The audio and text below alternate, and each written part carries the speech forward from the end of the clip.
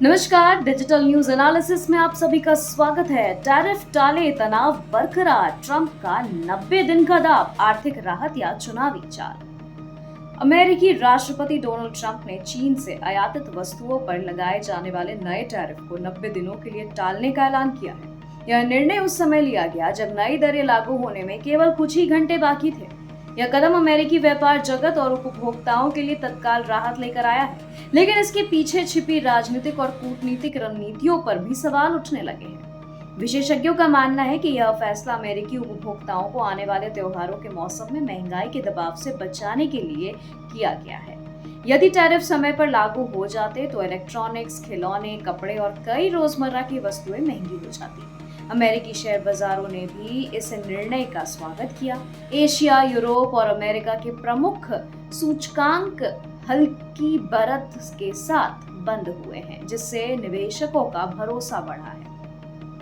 आर्थिक कारणों के अलावा इस कदम के पीछे राजनीतिक सोच भी दिखाई जा रही है। ट्रंप प्रशासन इस समय चीन के साथ व्यापार समझौते को लेकर गहन वार्ता में जुटा है। हाल ही में स्वीडन और जिनेवा में हुई बैठकों के बाद संकेत मिले कि कुछ मुद्दों पर सहमति बन सकती है। ऐसे में टैरिफ को 90 दिन के लिए टालना दोनों देशों को बातचीत के लिए अतिरिक्त समय देने जैसा है। हालांकि आलोचक कहते हैं कि यह महज समय खरीदने की रणनीति है, जिसका उद्देश्य चुनावी मौसम में आर्थिक दबाव को कम करना और मतदाताओं के बीच सकारात्मक संदेश देना है।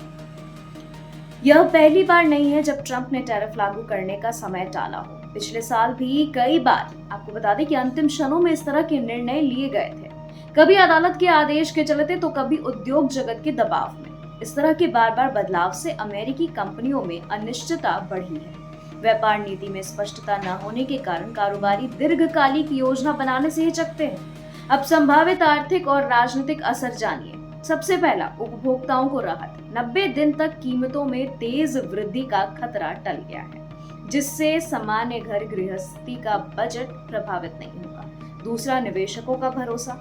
टैरिफ टलने से शेयर बाजार में अस्थिरता घटेगी और निवेशकों का विश्वास बढ़ेगा। तीसरा, चीन के साथ संबंध। अतिरिक्त समय दोनों देशों को तनाव कम करने और आंशिक समझौते की दिशा में काम करने का अवसर देगा। चौथा, चुनावी गणित। महंगाई और व्यापार युद्ध अमेरिकी मतदाताओं के लिए अहम मुद्दे हैं। टैरिफ टालकर ट्रंप इन विषयों को नियंत्रित करने की कोशिश कर रहे हैं।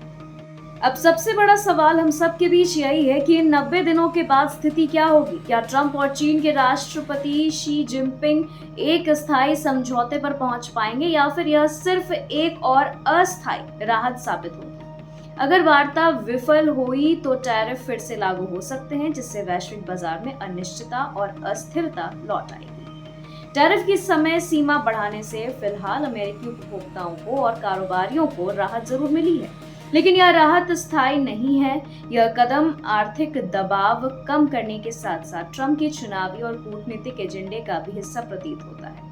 आने वाले 3 महीने में यह तय करेंगे कि यह रणनीति एक स्थायी समझौते में बदलती है या फिर एक और अंतिम क्षण का टालमोल बनकर रह जाती है।